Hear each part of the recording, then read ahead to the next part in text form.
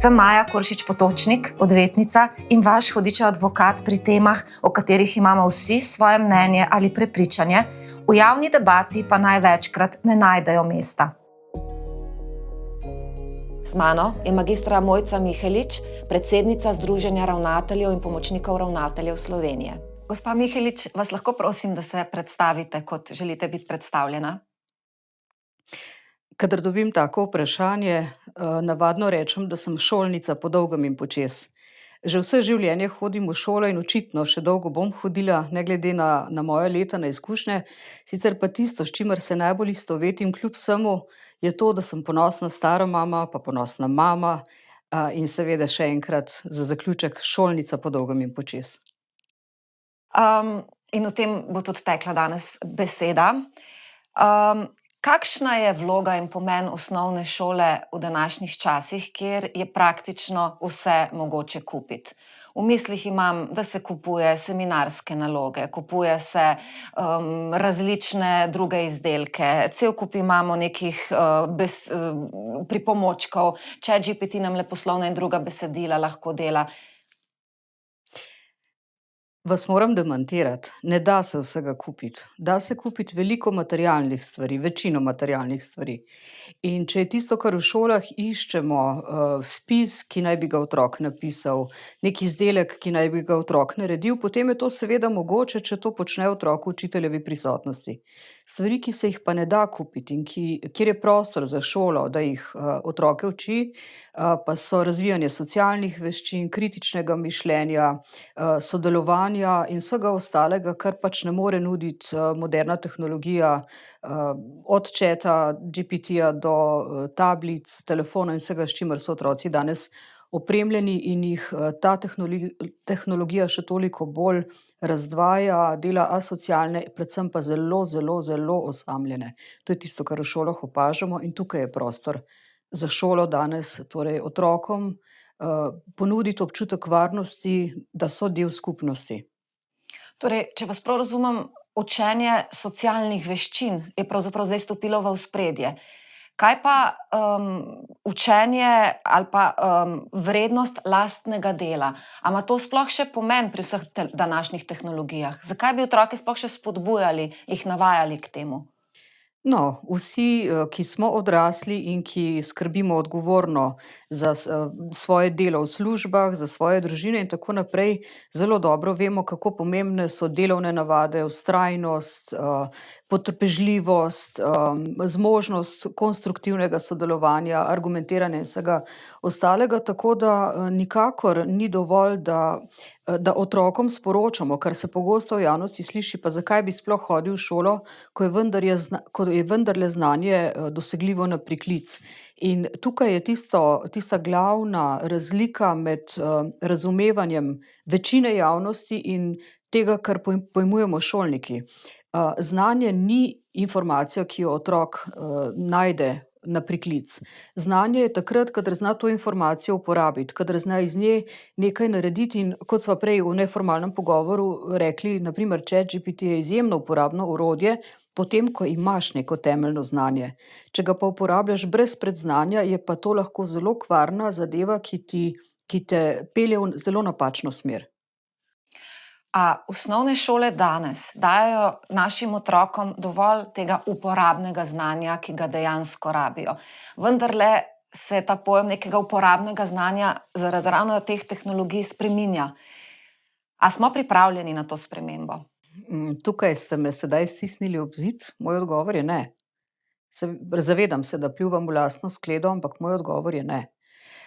To je nekaj, na kar tudi mi opozarjamo odločevalce, da nam morajo dati prostor in zaupanje, oboje, da bomo lahko začeli opravljati naše poslanstvo.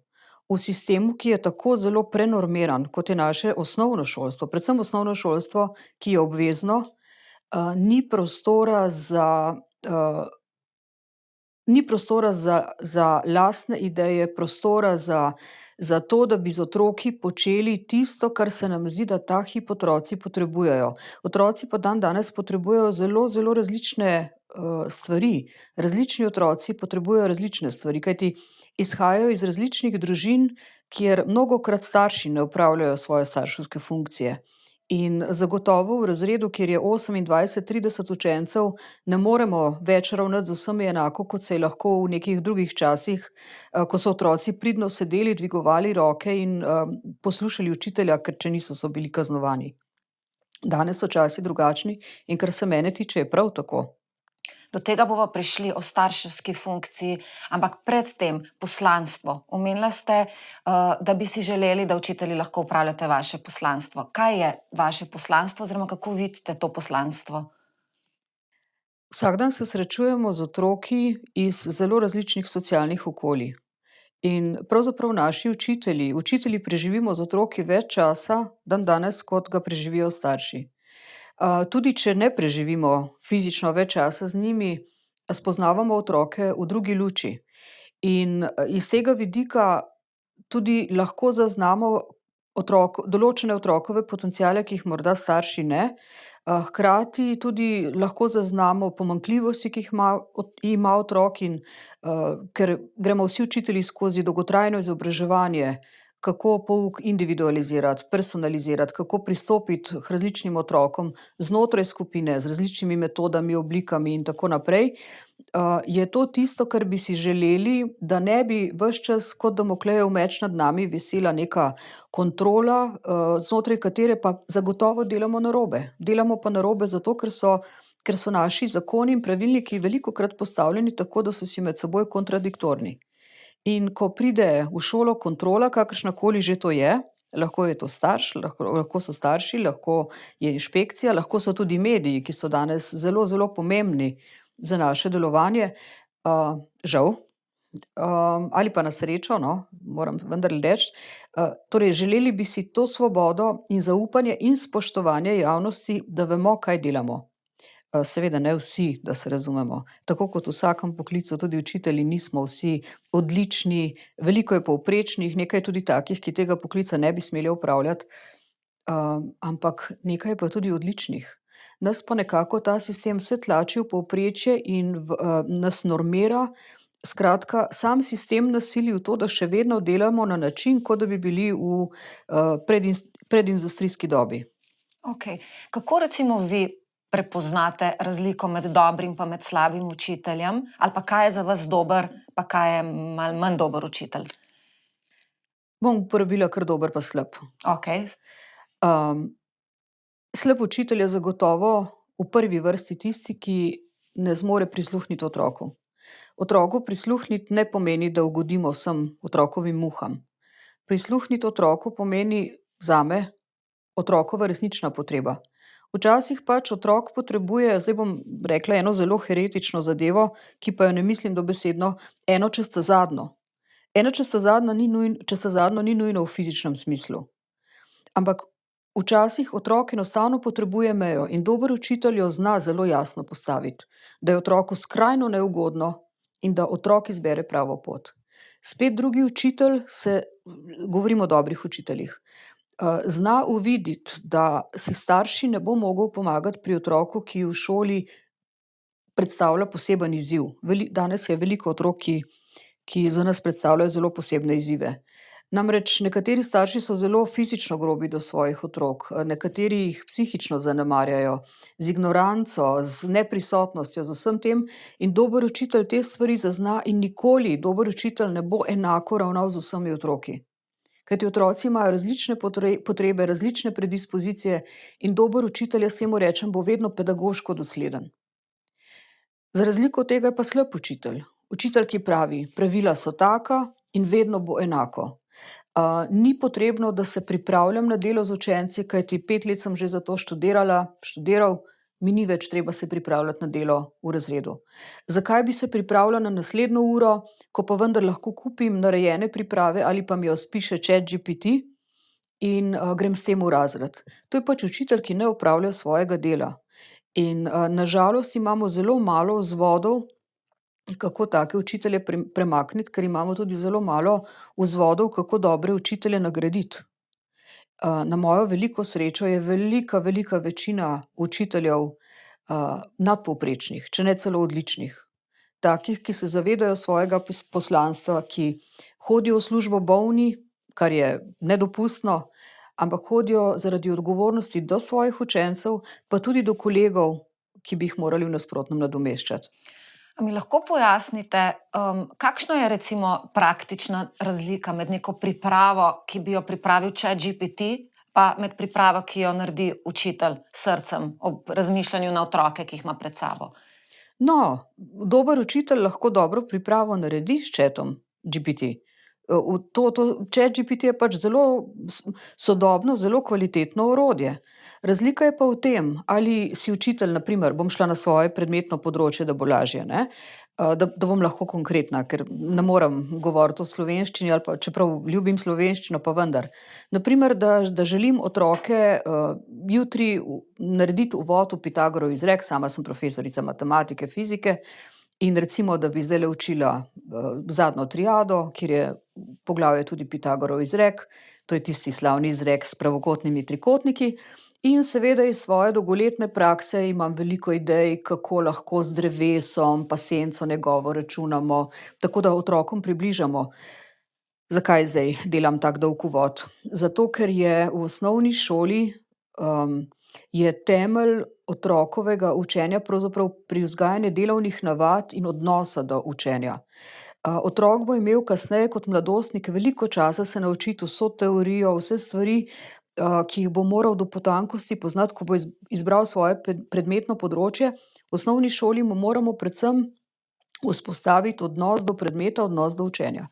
No in naprimer, če hočem otrokom v 7., 8. razredu, ko še nimajo dovolj razvitega sprednjega režnja možganskega, s tem pa tudi ne dovolj abstraktnega razmišljanja, še mišljenja, pomeni jim je treba to na čim bolj konkreten način predstaviti, in če bomo izhajali iz Pitagorovega izreka zgolj z a kvadrat plus b kvadrat je c kvadrat, pa gremo kateta pa hipotenuza, bojo otroci odplavali po svoje, sicer se bodo morda to naučili na pamet iz spoštovanja do učiteljice, ne bodo pa razumeli, za kaj gre.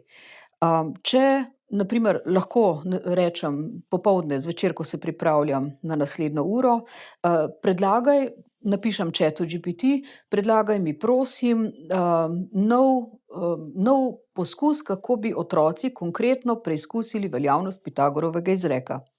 In ChatGPT bo iz svoje bogate zakladnice, še posebej, če to v angleščini napišem, ker ima še več možnosti, mi bo ponudil nekaj variant, kaj lahko z otroki konkretno počnem. In kot dobra učiteljica bom rekla, aha, tole smo že naredili, pa so se dolgočasili, aha, tole je pa nekaj zanimivega, tole pa uporabim. Torej, ob misli na učence, jaz lahko ob tem tudi rečem, ja, ampak v razredu imam otroka, ki ima težave z merjenjem. Kako lahko temu otroku pomagam? In mi bo spet ChatGPT ponudil več možnosti in to vključimo v svojo pripravo. Moja priprava ni nujno, da bo dolga 5 strani. Lahko je dolga samo nekaj ciljev, ki jih želim doseči, in nekaj ključnih besed, kaj bom jutri z otroki v razredu počela.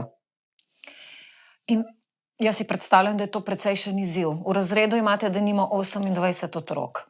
In različno čustveno inteligentni so, različno socialno sposobni, različno predznanja imajo, različno skrb staršev.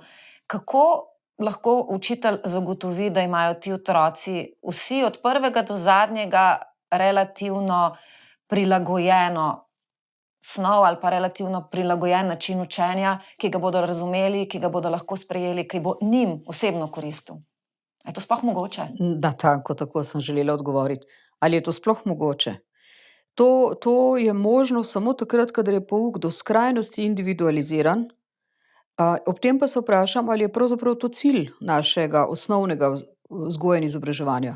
Ali si želimo res do potankosti individualizirati pouk in otrokom do maksimuma prilagoditi zahteve, pričakovanja glede na njihove sposobnosti, ali je morda naše poslanstvo tudi to, da naučimo otroke sobivati, da jih naučimo tudi potrpljenja, da jih naučimo vprašati tudi sošolca, ne samo učitelja.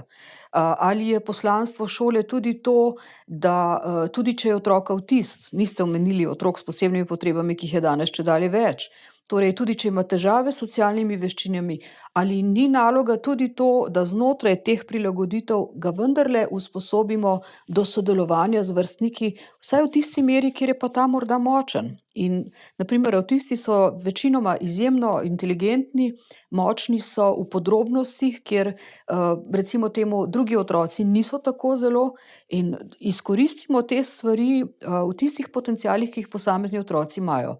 In to je po eni strani dobro za njihovo samopodobo, kajti naenkrat niso več drugačni, ampak so posebni v pozitivnem. In še enkrat, naloga dobrega učitelja ali pa pričakovanje od dobrega učitelja je, da prepozna prednosti, ki jih ima posamezen otrok. Če imamo srečo, da imamo dobrega učitelja. Zdaj mi pa samo Ja. povejte, kako naj pa starši tolerirajo slabega učitelja? Ja, to vprašanje je pa nekoliko dvoumno vprašanje. Ocena staršev, kaj je dober učitelj, se pogosto razlikuje od ocene ravnatelja, kaj je dober učitelj, ali pa recimo temu ocene učiteljskega zbora. Pogosto starši pričakujejo, da bodo učitelji z njihovim otrokom ravnali podobno, kot ravnajo doma. Kar je pa nemogoče. Otrok je v šoli v zelo drugačni socialni sredini, kot je doma. Pustimo ob strani, da so danes večinoma zelo maloštevilčne družine, kar pomeni 2, največ 3 otroci, mnogokrat pa en sam. Veliko družin je enostarševskih, starši zelo zaposleni, in potem ti starši, ki si vzamejo zelo ozek časovni pas za svojega otroka, kajti namesto, da bi z otrokom sedeli na kavču pa brali skupaj knjigo, vsak svojo, ni treba, da bereta na glas, ali pa da bi šli na sprehod v naravo, pošljejo otroka na krožek, starši se ukvarjajo s svojimi službenimi stvarmi, ki se jih morajo. Saj to smo se pogovarjali že v samem uvodu, ne, da so danes naše obveznosti, gredo preko vseh meja. Skratka, ti isti starši potem presojajo, da njihov otrok v šoli ne dobi dovolj pozornosti od učitelja. In tak učitelj je avtomatično slab učitelj. In ne zmorejo slišati, da njihov otrok ni sam v razredu in da ne more učitelj se ves čas samo njihovemu otroku posvečati, in potem pogosto pride do nesporazuma ali pa bom rekla do komunikacijskega šuma, ko stojijo vsak na svojem bregu in enostavno ne zmorejo najti skupnega jezika, zakaj otrok v šoli funkcionira drugače in zakaj tudi z njim ravnamo drugače, kot je to doma, in da je tako tudi prav. Ob tem pa vendarle so učitelji, ki so slabi. In kadar starši, to vedno se pogovarjamo tudi s starši na naši šoli, kadar starš meni, da je otrok v kakršnikoli stiski v šoli, pa je čisto vseeno, a je v stiski zaradi učitelja, zaradi učenca, sošolca, čistilke, kogarkoli, je naloga staršev, da gre v šolo in se pogovori. S kom? Najprej s tistim, kjer je ta zadrega nastala. Če je recimo bilo s čistilko, potem pričakujem, da gre starš k razredniku in reče: "Oprostite, moj imel pa zadnjič zadrego s čistilko, se je grdo do njega obnašala, oprostite, gospe čistilke, naše so perfektne, moram povedati." In potem razrednik opravi pogovor s čistilko ali pa z ravnateljem, skratka, to uredimo v šoli. Torej, v prvi vrsti se pričakuje, da grejo starši na pogovor k učitelju, kjer je zadrega nastala. Če ta ni odziven, če ne zmore slišati starša ali pa če imajo starši občutek, da ne dobijo pomoči ali pa pravilnega odziva, je potem seveda naprej pot svetovalna služba, svet staršev, tudi ravnatelj. Na naši šoli je vmes še namestnik, ker imamo tako veliko šolo, da imam 3 namestnike. Tako da teh stopničk je v resnici zelo veliko. Žal nekateri starši menijo, da bodo hitreje prišli do cilja, če direktno mene pokličejo. In jim vsakič rečem, veliko hitreje bo, če greste direktno k učitelju, ker preden bom jaz imela čas, da grem k enemu od naših 130 učiteljev, še posebej, če je veliko takih staršev in so obdobja, ko je več teh klicev, bo to trajalo dolgo. Skratka, mnogokrat se tudi izkaže, da mi naredimo napako. In verjamem, da takrat, kadar starši z nami komunicirajo na spoštljiv način in zmorejo tudi slišati, kaj jim sporočamo, da takrat vedno tudi najdemo skupno rešitev, ki je v korist otroka. Tako da mi si zelo želimo staršev v šoli, staršev, ki razumejo, kaj pomeni spoštljiva komunikacija, staršev, ki razumejo, da funkcioniranje v šoli je drugačno kot doma, in ti starši so, čudoviti in spoštljivi in na našo veliko srečo jih je večina takih. Vsi delamo napake, vedno pri vseh poklicih v katerikoli strukturi družbenega življenja.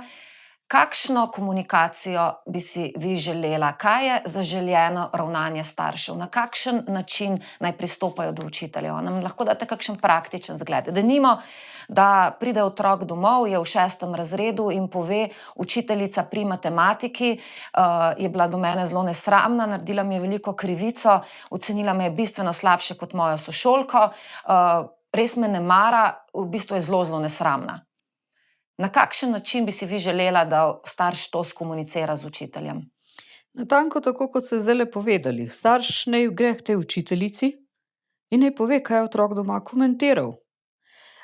Če je učitelj zrel, je navadno reakcija taka, da najdeta skupno rešitev v smislu, lahko vam povem, kaj je bil vaš otrok vprašan, seveda nikoli ne govorimo o drugih otrocih, tako da povemo lahko samo, kaj je bil ta otrok vprašan, česa ni znal, ampak to ni bistvo. Tukaj je bil problem v odnosu. Otrok je svoje neznanje skanaliziral na odnos med učiteljem in, sabo. In starši se niso več ukvarjali s tem, da je otrok dobil slabo oceno zaradi svojega neznanja, morebitnega, ampak zato, ker je imela učiteljica nanj piko. Tisto, kar danes mnogokrat opažamo, je, da starši kar na prvo žogo odreagirajo, verjamejo svojemu otroku. Prav je, da starši verjamejo svojemu otroku, ker to, kar otrok doma sporoča, je večinoma resnično njegovo občutanje.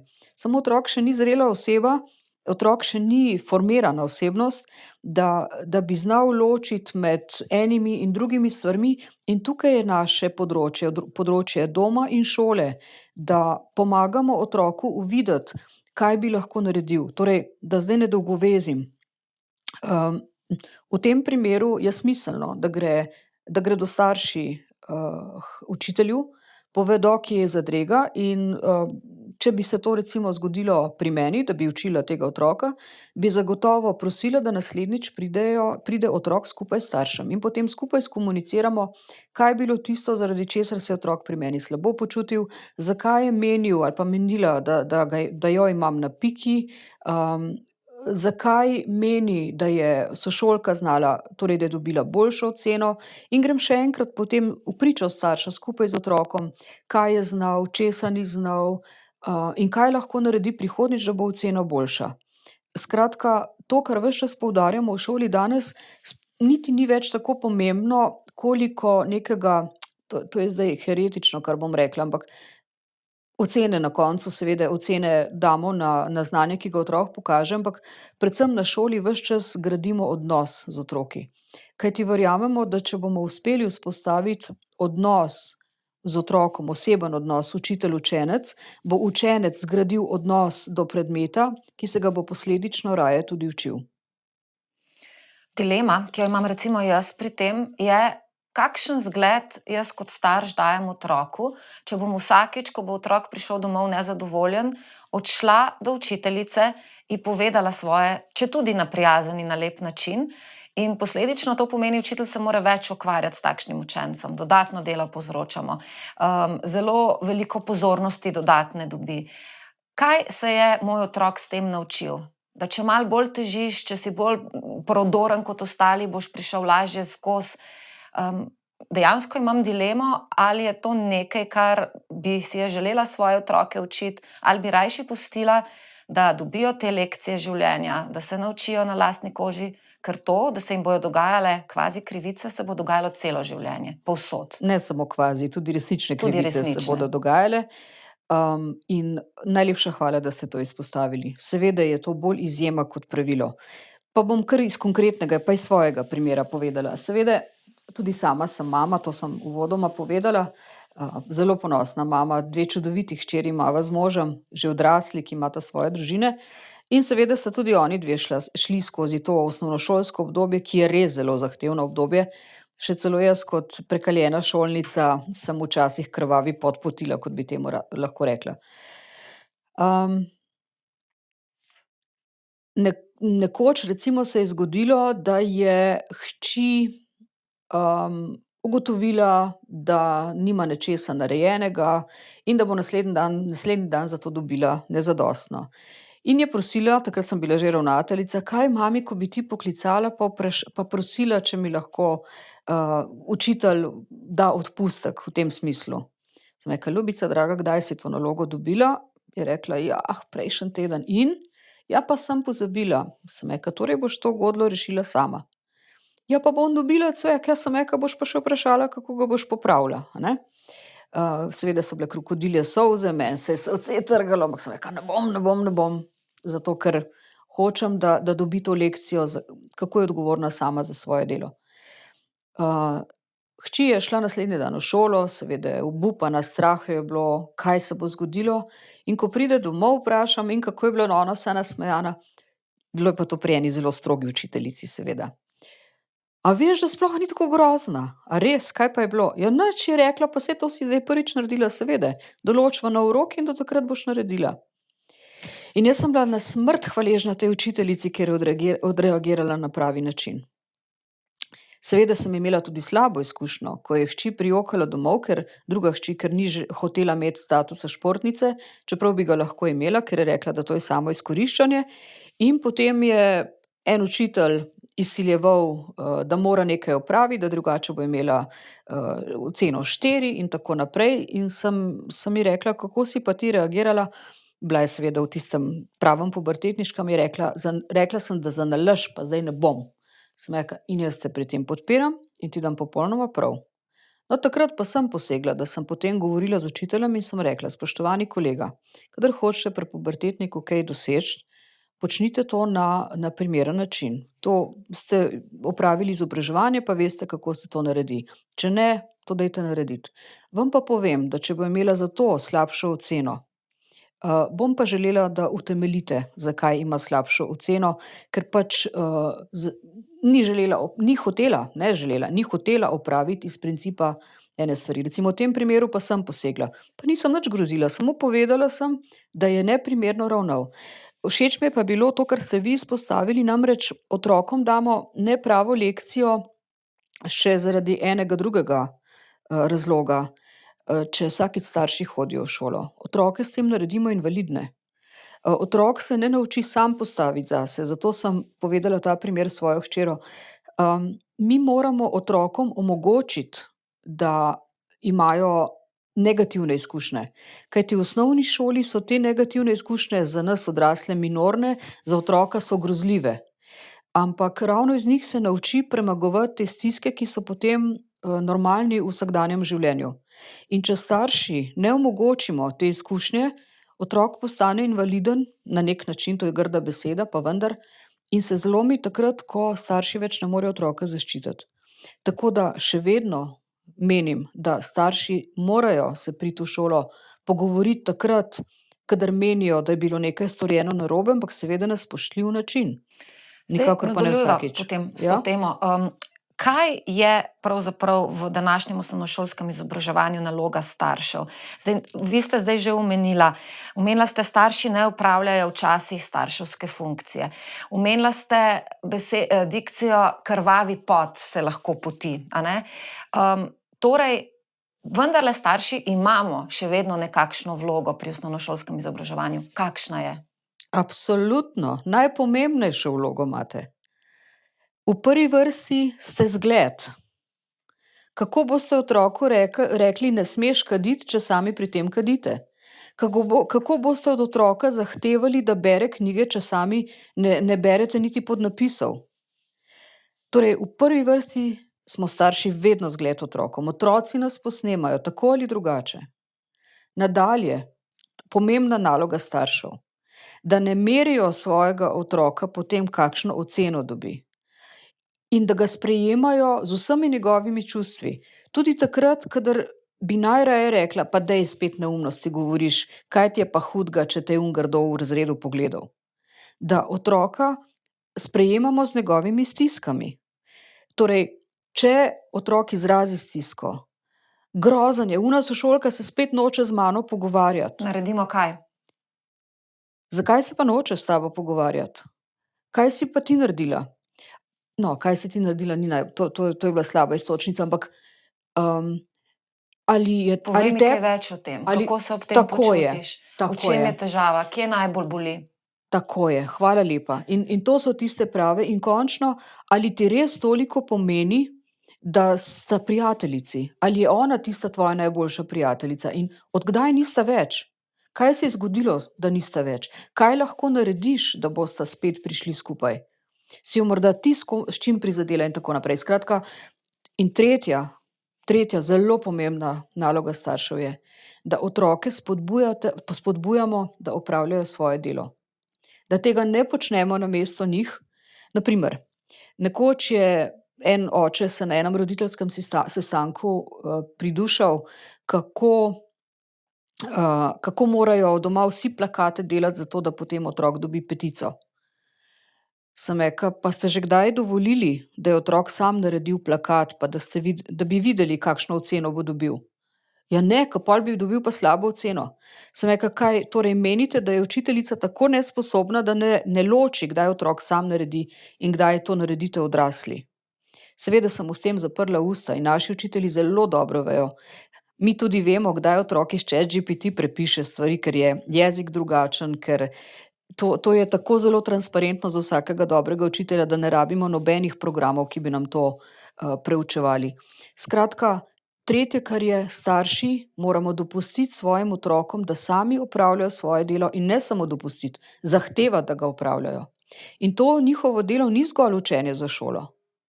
Tudi starši moramo doma odnesti smeti, pomiti posodo ali pa vsaj zložiti v pomivalni stroj, pospraviti, tudi če si to nekateri plačujejo, da jim to nekdo drug naredi. Vendarle so neke družinske obveznosti in otrok je del družine. In otrok mora imeti obveznosti zato, da pripada in zato, da tudi razume, da je staršem pomembno, torej da je polnopraven član družine.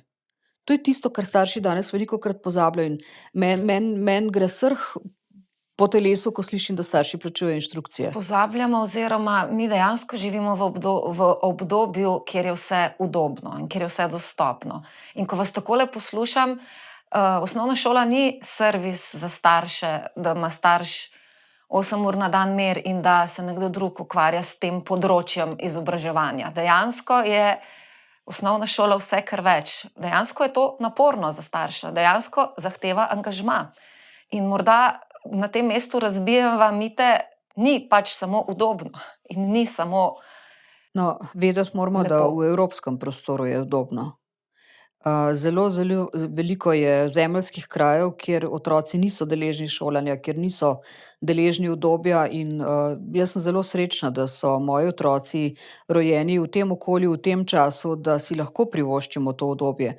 Ampak ravno zato lahko od njih zahtevamo toliko več. Pri nas smo pa nekako zamešali vse vloge. Šola vzgaja, starši doma učijo, kajti kaj drugega, če starši delajo domačo nalogo z otrokom, kot to, da ga učijo. Zdravniki pišejo recepte, ki jih pacienti preberemo na Googlu in podobno. Skratka, nekoliko smo pobrkljali vse te stvari in vedno pravim tudi našim staršem v šoli: "Vi bodite starši," kar pomeni, nič hudega, če otrok naredi narobe domačo nalogo, nič hudega, če se narobe nauči. Učitelj je v šoli zato, da ga otrok vpraša. In učitelj mora imeti čas, to je tisto, kar družba pogosto napačno razume, da učitelj pač odbrenka svojih 5 ur na dan in gre domov. Nikakor ne. Učitelji ostanejo, dobri učitelji, ostanejo vedno v šoli takrat, ko ga otrok potrebuje. In to je praviloma v taki množici otrok, kot jih imamo, vsak dan. Vsak dan nas otroci potrebujejo iz takega ali pa drugačnega razloga. Včasih tudi zato, da se neprijazno z njimi pogovorimo. Kar ni nujno kričanje, sploh ne. Samo stroga, jasna beseda, kajti še ena reč je, ki jo pa danes niste omenili, pa bi jo tukaj izpostavila. Velik greh delamo starši danes, ko pred otroka ne postavimo dovolj zgodaj jasne meje. Nedopustno je, da otrok prvič pri 12, 14 letih sliši besedo ne. S tem otroku dajemo popolnoma napačno sporočilo. In otroci imajo potem nore reakcije, te pa vidimo potem v šoli. Kajti v šoli postavimo meje. In žal otroci včasih odreagirajo zelo kruto do sebe, do njih samih. Tako da to je pa potem že druga zgodba, ki pa ni za ta podcast. Moja izkušnja v zvezi s tem je, da je včasih v zgodnejši starosti otroka bolj enostavno, ponovno bom rekla, bolj udobno, da otroku ugodiš, še posebej, ker imamo toliko enih tehnologij, ki to delajo namesto nas, preusmerjajo pozornost, otroci si želijo čas preživljati pred ekrani in posledično takrat, ko je otrok majhen, še ne vidimo, kaj se bo zgodilo pri 12, pri 14 letih in kakšne posledice bo to imelo. Ko pa morda to vidimo, je pa to brezizhoden položaj in se več ne znamo vrniti nazaj. Ker odnos z otrokom vzpostavimo do 4., najkasneje 5. leta. Ko mi dobimo otroke v osnovno šolo, so ti otroci že kar dobro formirani. In če starši zamudijo to obdobje vzpostavljanja odnosa z otrokom, ga nikoli več ne bodo mogli povrniti v tolikšni meri, kot je zamujenega. Mogoče bi pa tukaj spet kar konkretno povedala primer svoje hčere. Joj. 3-letni vnuk se je vrgel ob tla, zato ker to je pač obdobje, ko otroci uveljavljajo svojo voljo, ker je hotel doseči nekaj, kar se je meni zdelo nedopustno in seveda kot stara mama se nisem vtikala v vzgojo svoje hčere, me je pa zanimalo, kako bo reagirala. In hči je počepnila zraven, ena in druga enako naredita, sem videla, je počepnila zraven in je rekla: "Razumem, da tega nočeš, ampak to boš naredil." In je čepela zraven in je počakala in mulo se je nekaj časa je tulil, pol je pa vstal, pogledal okoli, je naredil tisto, kar je mama zahtevala, in potem je še rekla: "A rabiš en objem?" In je prišel in se je stisnil k njej in je bila zadeva rešena. Je vztrajala, ni popustila. In občudujem svoji hčeri, na kakšen način vzgajata svoje otroke. Nepopustljivo, ampak z izjemno veliko ljubezni. In to je tisto, kar si želim, da bi večina staršev zmogla uvideti. Da Popuščanje ni enako ljubezen. nikakor ne. Ravno to in to je bila pa ena reč, ki sem jo jaz pri vzgoji velikokrat tudi uporabila. Ker te imam rada, Točno. ti tega ne pustim. Natanko to. Vsakič, ko mi je ena od hčera očitala, drugi starši imajo pa raje, pa to dovolijo, pa imajo to, sem rekla, jaz pa ne, ravno zato, ker te imam rada. In to je tisto ključno. Otrok mora vedeti in žal to vidimo potem pri pubertetnikih, ki noro preizkušajo meje staršev, ker niso prepričani, če imajo starši res radi, ker so zamudili to priliko v tistem ranljivem obdobju, ko se otrok še formira. Saj ni vse izgubljeno, seveda ne, saj se dajo stvari vedno popraviti, ampak najbolj enostavno je, če imamo starši čas v tem zgodnjem obdobju za otroka, tudi takrat, kadar morda nam ni najbolj udobno. Bi pa, če dovolite, če imava še čas, omenili ste to udobno reševanje stisk, ko je otrok še majhen. Veste, to, ko otroku porinemo, majhnemu otroku telefon ali pa tablico v roko, je popolnoma, ne, ni isto, slabše je kot takrat, ko so v starih časih otroku cucali namočili v alkohol, zato ker je dokazano, da te IKT naprave povzročajo enake spremembe v možganih kot kokainska odvisnost. Torej, takim staršem bi bilo treba dati resno lekcijo, kaj počnejo. Kakšno je torej vaše mnenje v zvezi s tem, da se te IKT naprave, IKT je kratica za? Informacijsko-komunikacijska tehnologija, se opravičujem, meni je to trivialno. Skratka, moderne naprave, telefon, tablica, računalnik. Uporaba teh naprav pri učenju, še posebej v prvi triadi osnovne šole. Da, ne? Osmišljeno da. Ravno zadnjič smo imeli v službi debato namreč vztrajam, da moramo v šoli otroke opolnomočiti glede ChatGPT. Ker otroci to uporabljajo. In če si odrasli zatiskamo oči, da s tem, ko prepovemo cigarete, da otroci ne bodo kadili, je to popolna neumnost, kajti vemo, da za pubertetnika nekaj, kar mu prepoveš, je še toliko bolj zanimivo. In enako je s ChatGPT. Zakaj bi sam pisal esej, če to chat naredi zelo elegantno in zelo hitro in brez Ampak še napak? preden pridemo do tega, da nekdo zna uporabljati ChatGPT, uporaba mobilnih telefonov in tablic v prvi triadi, da ali ne? Da, s tehtnim premislekom in minimalno. In to ne v smislu za potrebe pouka, da se otrok uči z njih, ampak zato, da otroke naučimo varne uporabe, kaj je tisto, kar je nevarno. Kajti enkrat sem slišala dobro primerjavo, ni moja, da je tablica oziroma telefon približno tako kot motorna žaga. Nobenega pomisleka nimamo, da je to odlično orodje. Vsak gozdar, ki hoče dobro opravljati svoje delo, mora znati rokovati z žago. Motorno. Zato opravi kar dober obsežen tečaj, mora obnavljati certifikate in tako naprej. Mi pa to strašno nevarno orodje porinemo otrokom v roke, ne da bi jih poučili, kakšne nevarnosti prežijo na otroka. Od raznih neprimernih spletnih strani, do katerih dostopa, do izkrivljenih informacij, ki jih na ta način dobiva, in ne nazadnje, in morda še celo najhuje, poneumljanja otroka. Jaz imam vendarle tukaj pomislek. Motorna žaga ne povzroča odvisnosti. IKT naprave, zdaj že znanstveno dokazano, brez najmanjšega dvoma povzročajo odvisnosti. In tako kot zdaj vsak normalen starš svojemu otroku ne da malo kokainčka, pa malo alkoholčka vsako jutro, si jaz predstavljam, da po tej analogiji tudi noben odgovoren starš svojemu otroku v prvi triadi ne da malo telefona na dan. Ali se motim? Ne, absolutno imate prav. In na moje veliko veselje, čedalje več mladih ozaveščenih in se tega zavedajo in ne dajo svojim otrokom telefona. In ob tem smo zopet pri vprašanju, ki so ga tudi meni zastavili starši nekajkrat na naših svetih staršev.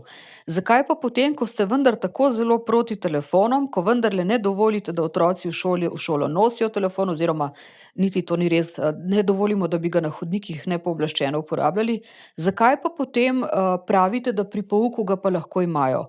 Ravno zato, ker ne gre za to, da jim damo malo kokainčka, ampak jih naučimo, kako odvrniti takrat, kadar do tega pride.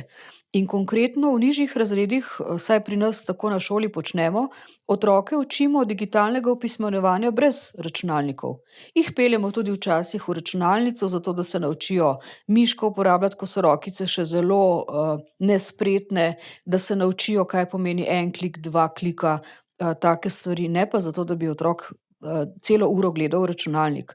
In zelo radi rečemo, da se gremo računalništvo brez računalnika, ko imajo tipkovnice narisane na mizi in tam se učijo, in za otroke je to strašno zabavno, seveda.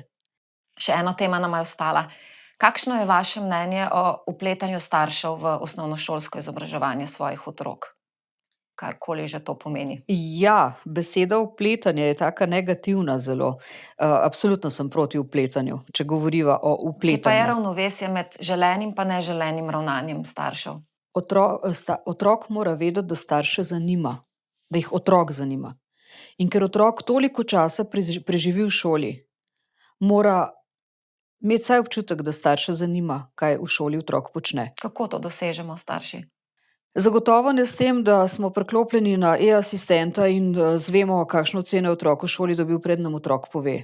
To je nekaj, kar se trudim našim staršem v šoli dopovedati, da je to nekaj, s čimer otroku sporočajo, da otrok ni pomemben, ampak zgolj njegove ocene. Zagotovo ni treba, da starši hodijo v šolo. Fino je, če hodijo, zato da slišijo od učitelja drugo plat svojega Kako pogosto? otroka. Recimo enkrat na mesec so popoldanske govorilne ure, in takrat je že fino, če starši pridejo pogledat, ali pa recimo enkrat, dvakrat na leto je čez glavo dovolj, v kolikor se starši redno pogovarjajo z otrokom.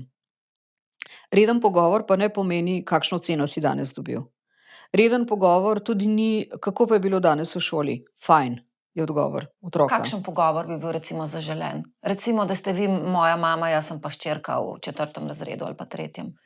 Kako bi vi izpeljala ta pogovor? Je bilo danes kaj posebnega v šoli? Ne, ni bilo. Ja, pa prijateljica, s katero si se včeraj skregala, sta danes še skregani? Ja, še vedno. In te to še boli? Ne. Potem pa ni pomembno. S kom si se pa danes pogovarjala? Ja, z vsemi malo. Ampak ti sošolec mi pa ni preveč všeč, mi je pa rekel, da sem kura. Kaj pa to pomeni? Ja, mislim, da to ne pomeni nič lepega. A se niste o kuri že učili v šoli? Kje ste se že učili, pri katerem predmetu? Okej. In speljem pogovori s prijateljev na predmet in otrok potem pove počasi, kaj so se pa danes pri spoznavanju narave učili. In pravzaprav na ta način kažem, da me otrok kot otrok zanima, ne šola, ne njegove ocene. In otrok potem, to deluje, tak način deluje pri majhnih otrocih. Pri velikih pa bolj deluje molk. Da starši niti ne sprašujejo, ker je odgovor fajn in okej. A mi prideš pomagati čebulo narezati? In oba stojiva in reževa čebulo. In potem otrok naenkrat reče: "Veš, koliko mi je danes težil." In to je iztočnica. Starejši kot so otroci, manj moramo starši govoriti. Predvsem pa razni pokroviteljski pogovori so v puberteti popolnoma neučinkoviti in dosežejo kontraučink. Pubertetniki si želijo, da bi jih starši razumeli kot že odrasle, hkrati so pa še popolnoma otroci in potrebujejo tisto varnost odraslega, ki jim bo rekel: "Ja, prav si se odločil." Kaj pa je za vas pokroviteljski pogovor med staršem pa otrokom? Sem ti povedala, da moraš imeti narejeno domačo nalogo. A si jo preverila s sošolko, preden si jo pokazala učiteljici? In povedala sem ti že, da se pesmice ne učijo na pamet na ta način. Torej takrat, kadar otroka učimo stvari, ki so trivialne, namesto da bi otroku dopustili, da sam razišče neko področje, kaj je njegov način učenja, kaj je njegov, skratka, takrat, preprosto povedano, kadar otroku solimo pamet, pa to nikakor ni potrebno. A mi lahko za konec poveste, kakšne so znanja oziroma prednosti učiteljev pred znanjem oziroma pred znanjem, ki ga imamo starši? Izhajam namreč iz tega, da vendarle starši svoje otroke poznamo, učitelj ima v razredu več otrok, mnogokrat morda tudi premalo časa, da bi vse zelo natančno spoznal. Pa vendar, večkrat ste omenila, šel je čez izobraževanje učitelj. Kaj so ta znanja in te kompetence, ki jih učitelj ima, pa jih starši denimo nimamo? Še eno reč ste pozabili pri tem omeniti, ki je neizčrpen vir znanja, to je današnji splet. Pa sem zdaj namerno uporabila besedo znanja, čeprav sem danes, ko sva klepetali, rekla, da so to zgolj informacije, ki še niso znanje.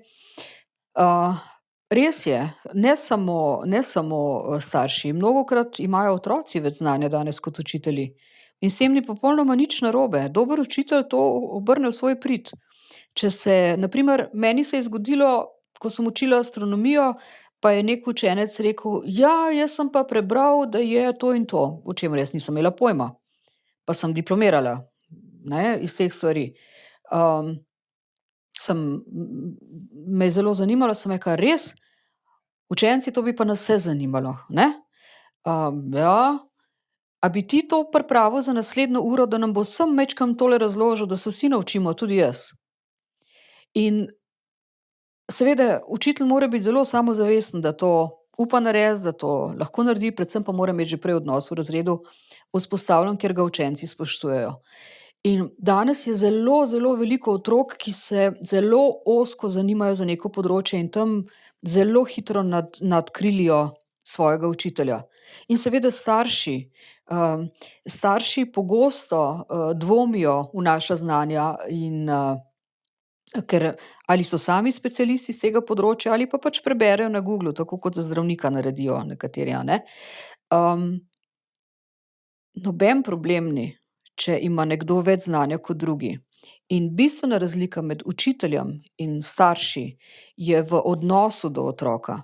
Starši moramo svoje otroke vedno gledati skozi čustvene oči, torej skozi emocije, in tudi reagiramo emocionalno, kadar govorimo, kadar funkcioniramo s svojimi otroki.